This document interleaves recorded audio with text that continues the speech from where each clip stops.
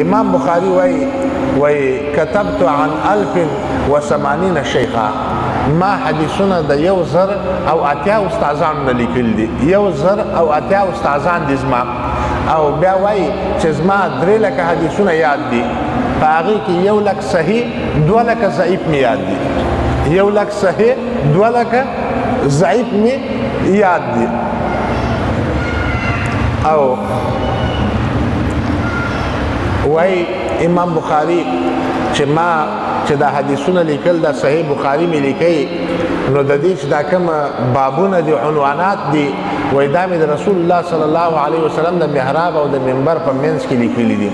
او هر باب چې به مې لیکي هغې ته به مې اودس کوئ، 2 رکعاته نفل به مې کوله، بیا به مې استخاره کوله، بیا به مې هغه باب په دې کتاب کې هغه عنوان به په دې کتاب کې ایښوستی.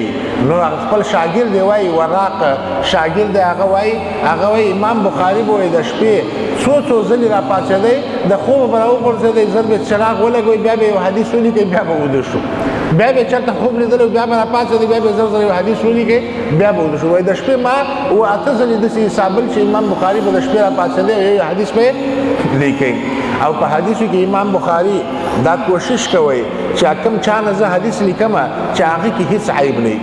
یو ورځ مصر ته لاړی، د مصر ته د بغداد نه فاصله چې ده 2000 شاوخوا کیلومتره فاصله ده، 2000 کیلومتره پیدل لاړی.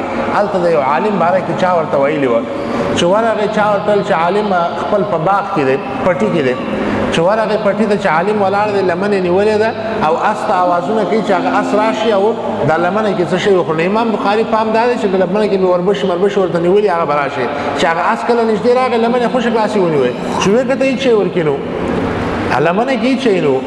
ول تا دې اس ته تشه لمنه نیولې وه؟ ول او ول ولې؟ ول ما چې راګېروئ؟ ول دوکه دې ورکوله؟ ول او ول چې ته اس ته دوکه ورکولی شې ما ته هم دوکه راکولی شې، ستا حدیث نه اورم. 2000 کیلومتره واپس په شا راغی پیاده. تاسو اندازه نه شئ لګولی چې 2000 کیلومتره 2 میاشتې مزلې جوړېږي. که اس او اوښي خو لږ مزل جوړېږي، او چې داسې پیدل مزلې نو د 2 میاشتو مزل دې سړي واپس وکړي د دې سایډ نه، 2 میاشتو د هغې سایډ نه، او واپس راغی او د هغه عالم نه هغه حدیث ونه لیکئ، ځکه چې ول هغه اس ته دوکه ورکوله. چې اس ته دوکه ورکولی شي نو کېدی شي ما ته هم څه چل وکړي، دوکه راکړي او ما ته هم غلط حدیث امام بخاري ووایي.